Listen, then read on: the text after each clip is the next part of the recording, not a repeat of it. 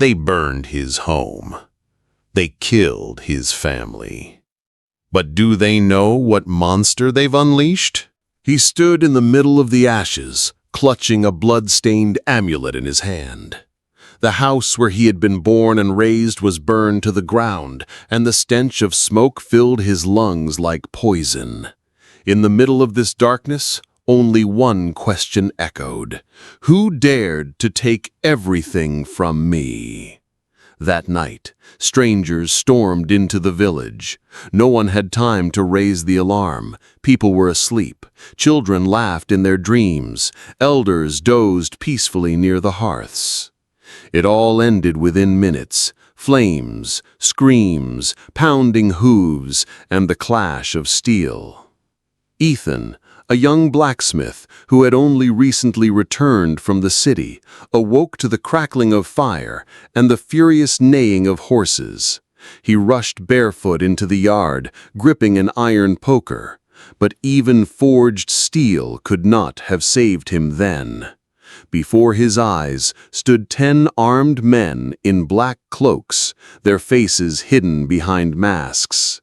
"Who are you?" he cried, but the only answer was a blow to the head. The world dissolved into darkness. When he awoke, he was surrounded by smoldering ruins, the bodies of neighbors, charred beams, quiet sobbing, but not a single familiar voice alive. Only a small figure lay near the porch, his sister Grace, barely 9 years old, clutching their family amulet, a piece of obsidian on a leather cord. Her eyes were closed forever. Ethan felt his heart shatter. In that moment, a vow was born. He swore he would find those who had brought this slaughter and destroy them. Even if it took years, even if he had to walk through hell, he would have his revenge. At first, he searched for any trace. He walked to neighboring villages, questioned travelers. People whispered. A troop of riders in black had been seen heading east toward the mountains. Some called them the Baron's Hounds, others the Shadows. Nobody knew for certain, but all agreed on one thing. These were no ordinary bandits. Ethan carried only a hammer, a little bread, and the amulet. He set out on the road with no thought of return. Days turned to nights. With every step, his thirst for revenge hardened from pain into steel resolve. He learned to survive, sleeping under open skies, catching fish with bare hands, stealing food from fairs when hunger clawed his stomach. But most of all, he learned to fight. One day on the road, he met an old warrior. The man noticed the fury in his eyes and offered to teach him the sword. "You think revenge will give you peace?" the warrior asked one evening by the fire. "I don't seek peace," Ethan answered quietly. "I seek justice." The old man smirked. "Justice and revenge are not the same. But if you've chosen the path of blood, walk it to the end." Thus began his new life, mornings filled with training, days with long marches, nights with thoughts of his sister. Every time his hands trembled from exhaustion, he remembered her face, and he carried on. A year passed. Ethan was no longer the same. From a simple blacksmith, he had turned into a warrior. Broad shoulders, a confident gaze, swift movements. In the villages, people already whispered about the man with the obsidian amulet who brought down bandits wherever he went. But the true goal still lay ahead. One day, he heard a name, Baron Blackwood. They said he was a ruthless lord whose men in black cloaks obeyed only his command. He spared no one, neither women nor children. It was his people, the Baron's hounds, who might have burned Ethan's village. Ethan's heart clenched with rage. Now his enemy had a name. he set off for the mountains. The road was harsh. Patrols guarded the trails, and Ethan was ambushed more than once. His body grew covered in scars, but every wound only stoked the fire inside him. He learned cunning, hiding in forests, lying in wait, striking suddenly. His vengeance became an art. But one day he met a girl, Helen. She lived in a small settlement at the foot of the mountains. When Ethan staggered in wounded after a skirmish, it was she who nursed him back to health. "You're going against the Baron?" she asked when he came to his senses. "I'm going for his head," he replied. Helen lowered her gaze. "Then know this, you are not the first. Many have tried. None have returned." Ethan clenched his fist. "I will return with his death." Yet ahead of him lay not only the Baron's guards, but his own doubts. For the closer he came to his goal, the clearer it became. Revenge was not the end of the road, but a pit that devoured the soul. And still he could not stop. The mountains rose before him like living walls. Their peaks dissolved in mist, while forest trails hid countless dangers. Ethan walked quietly, listening to every rustle, Every sound.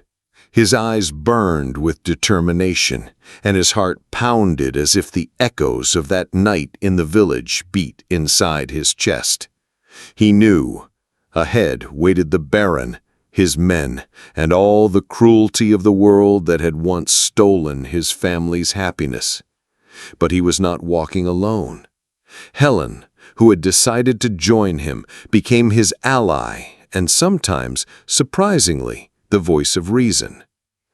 "Don't think revenge will ease your pain," she said once, as they camped near a mountain stream. "It will eat you alive, Ethan." "I'm already eaten. And if I want even a drop of justice, I must walk through fire and blood." Helen nodded silently. Worry glimmered in her eyes, but she understood this was his fate. The first clash with the Baron's men came without warning.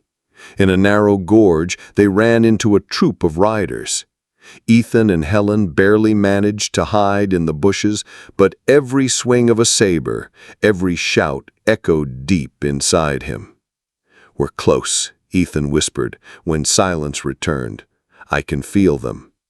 And indeed, beneath the mountain stood the Baron's fortress, black towers, walls of dark stone, gates barred with iron. Everything about it breathed power and cruelty. "This place," Helen's voice trembled. "Even the wind smells of fear here." Ethan nodded. For the first time he felt the weight of his own fury. Behind every shadow, every stone, every guard were the murderers of his family. The first days near the fortress were a trial.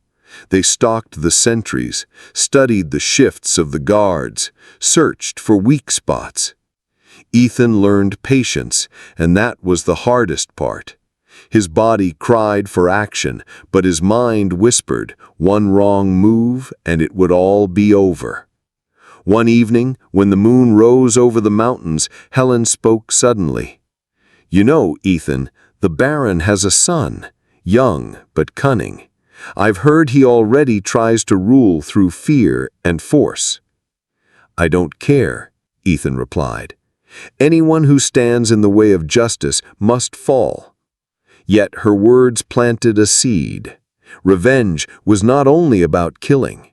Sometimes one had to understand the enemy's structure of power, to find their weakness. On the third day, they stumbled upon the Baron's camp in the forest. Watchtowers, tents, guards, and a fire. Ethan saw one of the Baron's men torturing a prisoner mercilessly. His blood boiled, but he couldn't charge headlong. He had to act with thought.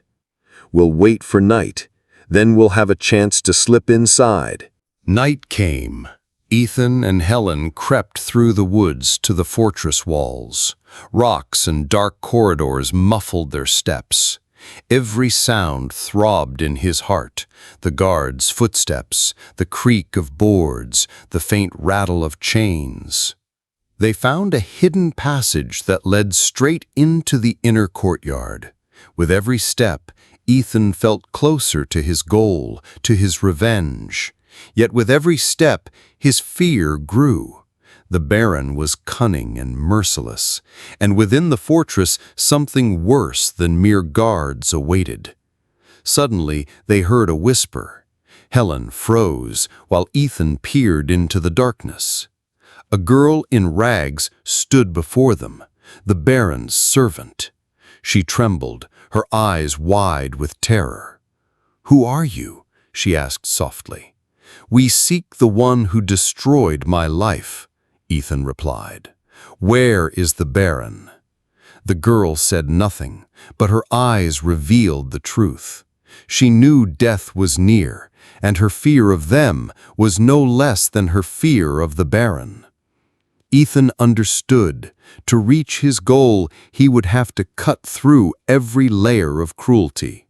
Every encounter with the Baron's people, every kill, every betrayal drew him closer to the core, those who truly held the strings of power. Now Ethan stood on the threshold of something that would change him forever. The fortress, filled with intrigue, betrayal, and secret plots, awaited his steps. And though the thirst for vengeance burned inside him, for the first time he felt this road might consume not only his enemies, but himself.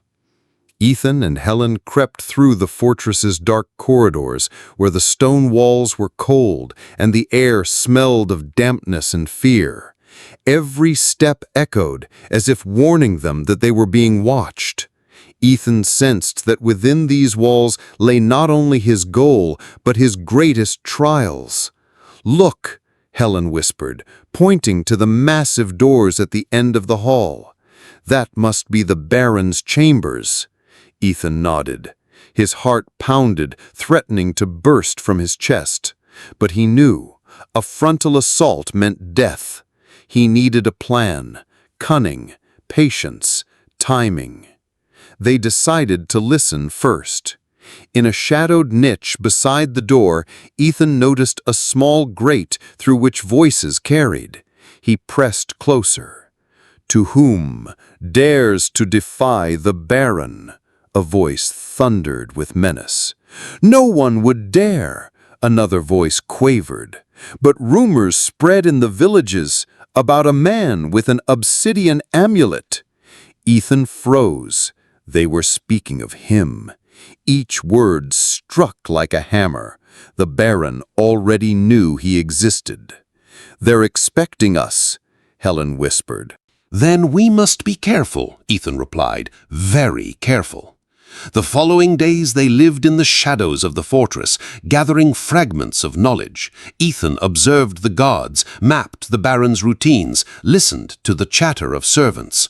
Soon it became clear, within these walls there were more enemies than he could have imagined. Half the Baron's attendants would gladly betray one another for the smallest advantage. "Inside, they hate each other almost as much as we hate them," Helen noted one evening.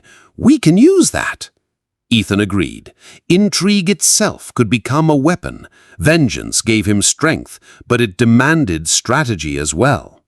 The first opportunity came sooner than expected. One guard, named Marcus, grew suspicious of Ethan. Yet Marcus was ambitious, greedy, and easily bent under pressure. Ethan seized his weakness, threats of exposure for secret treachery mixed with promises of reward. Soon, Marcus was their secret informant.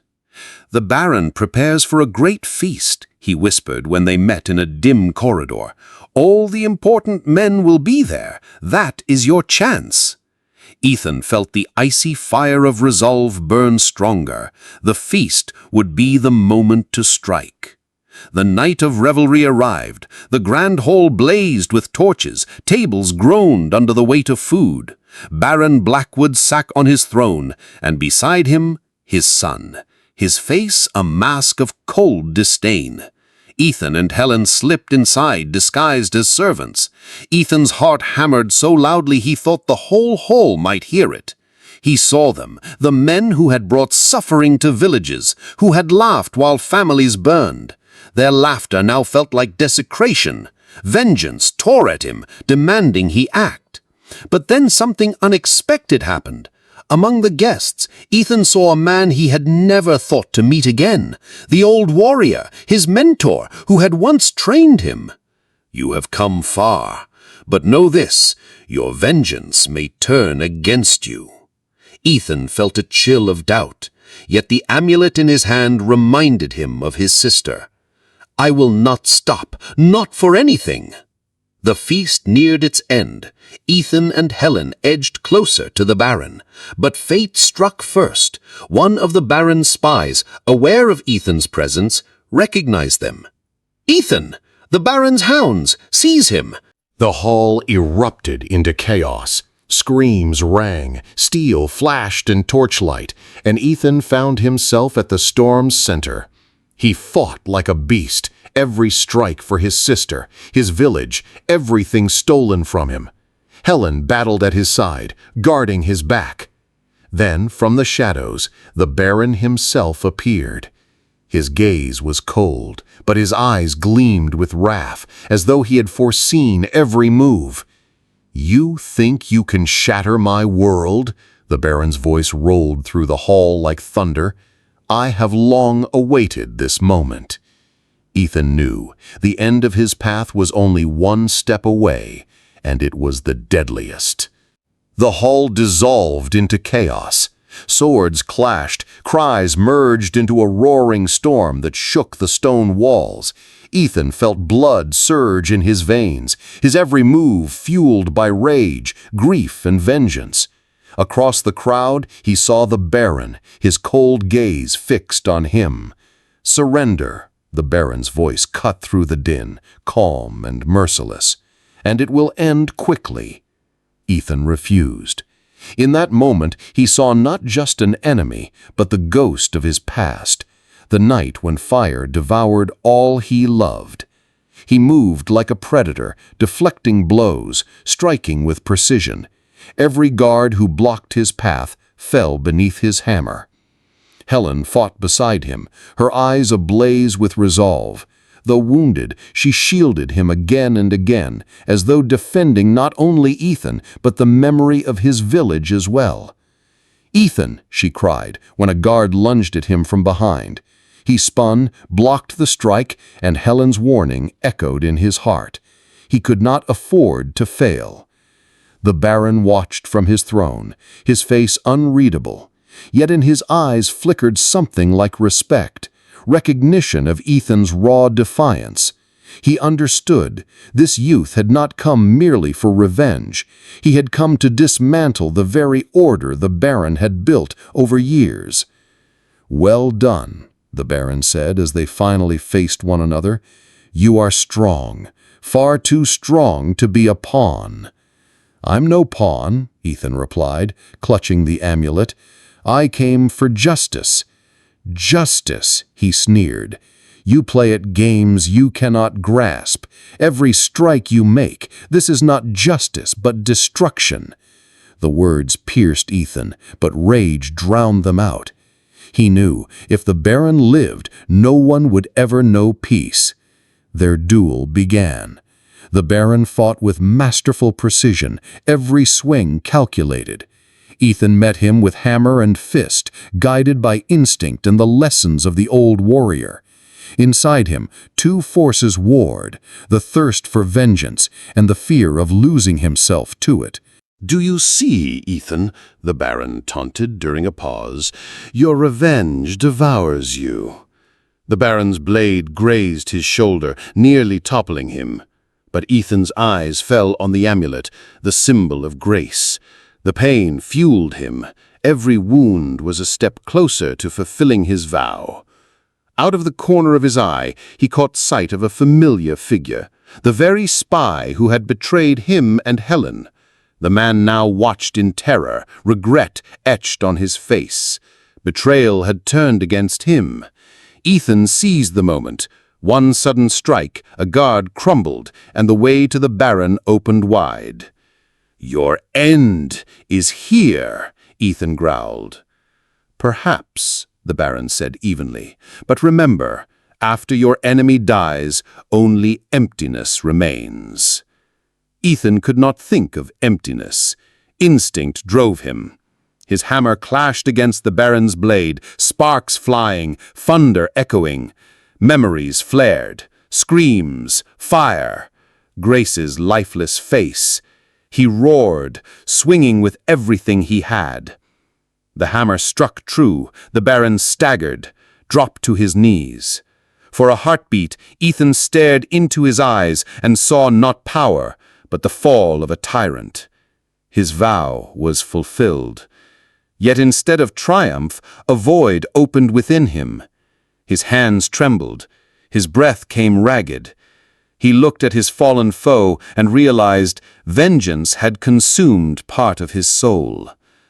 Helen rushed to him, leaning on his shoulder, her face pale but steadfast. "It's over," she whispered. "Yes," he said hoarsely, barely holding the hammer, "but the emptiness." They stood amid bodies and ruin, and for the first time Ethan understood vengeance was not the end of a road. It was a trial that left scars, not only on the world, but on the soul itself. When the last cries and clangs of steel faded, Ethan sank to his knees in the ruined hall. Dust mingled with blood, and the air hung heavy with smoke and the metallic tang of iron. In his hand, the obsidian amulet felt colder than ever. "It's over," he whispered, his voice sounding strange even to himself. Helen rushed to him, leaning on his shoulder, her face pale but steadfast. "You did it," she said, though her voice trembled.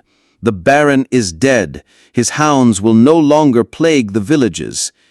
Ethan nodded, but no relief came. Only a void, heavy and unshakable. Revenge was fulfilled, but its cost was greater than he could ever have imagined. That same day, wandering the fortress, he saw the Baron's servants scatter. Those who had once bowed in blind obedience now fled, searching for new masters or vanishing into the night. The world built on fear had collapsed, leaving behind nothing but silence and uncertainty.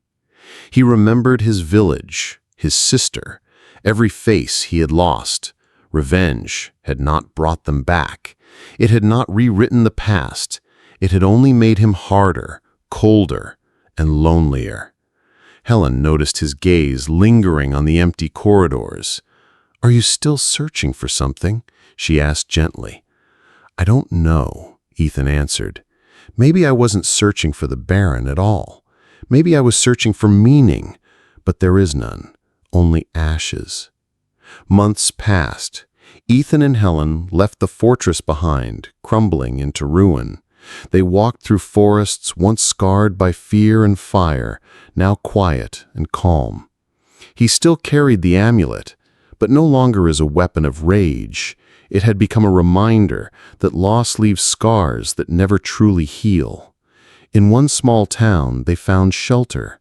Among simple folk, Ethan felt for the first time that life might continue. Yet at night, dreams still haunted him. Fire, screams, the faces of the dead. Each time he woke, he understood. Revenge does not restore life. It only changes the one who seeks it. By the fire one evening, Helen held his hand. "You lived through it all, and you're still human," she whispered, "even with a broken heart." Ethan nodded silently. He knew now his path was no longer through blood, but through memory and action. He could protect the weak, help those who suffered, teach what he had learned, that strength without restraint and vengeance without purpose only lead to emptiness. But the past never let him go completely. Every time he closed his eyes, Grace's face appeared. That memory remained the fuel for his inner fire, not for vengeance anymore, but for protection and justice. Maybe we'll find a place where we can live in peace, Helen asked softly. Ethan looked at the amulet, then at the flames reflected in her eyes. Maybe, but the memory of what was will always stay with us, and maybe it's that memory that will make us who we're meant to be. They sat together, listening to the crackle of the fire and the whispers of the night forest. Vengeance was done, but it had left scars on the land, on the walls, in their hearts. And now, with the ashes cooled, a new life was beginning. Ethan understood the truth. Revenge never restores what was lost. It only tests the strength of the soul. And the stronger the soul, the harder the choice, to step beyond destruction and walk the path of memory, love, and survival. Though the fire of the past would never fully fade, he had learned to walk through it without losing himself entirely.